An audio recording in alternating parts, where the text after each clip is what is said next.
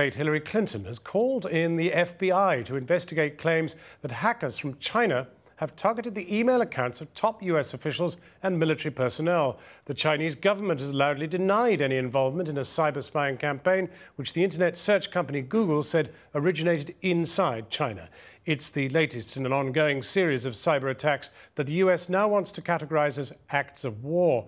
In a moment, one American former general tells me it's the kind of attack that could provoke a military strike. First, Carl Dinnan has this.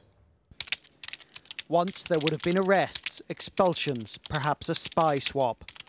Now it's not even the US announcing they disrupted an espionage ring. It was the people most of us go to with most of our questions, Google.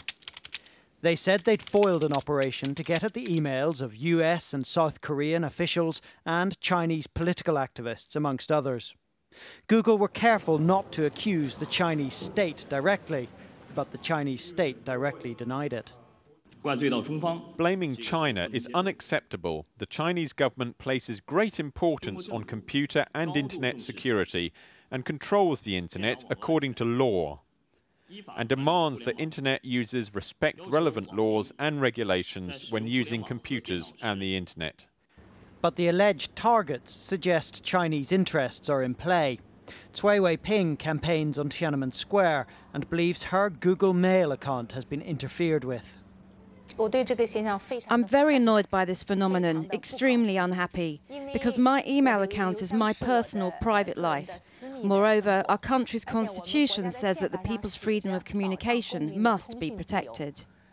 It's understood this was mostly a phishing scam. That's where fraudsters send out emails to lots of recipients hoping they'll catch a few.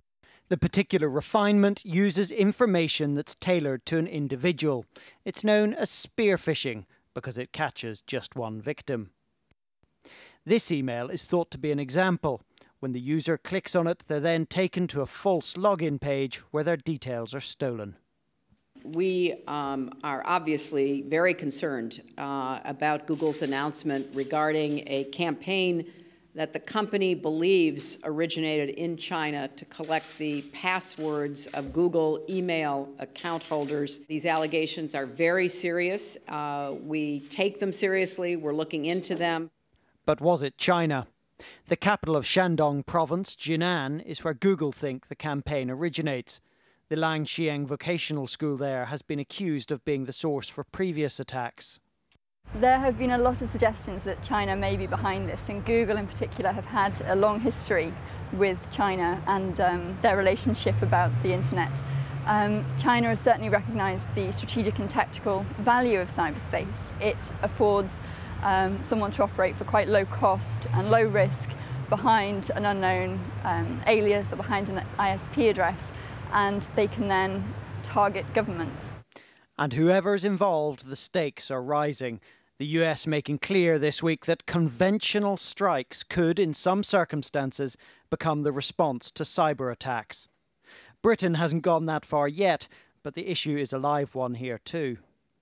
Here, the government is subjected to cyber attack on a daily basis, with the Treasury the most heavily targeted department. Today, a spokesman said GCHQ was examining whether British officials had been targeted in the phishing operation revealed by Google. Carl Dinnan, Channel 4 News, Westminster.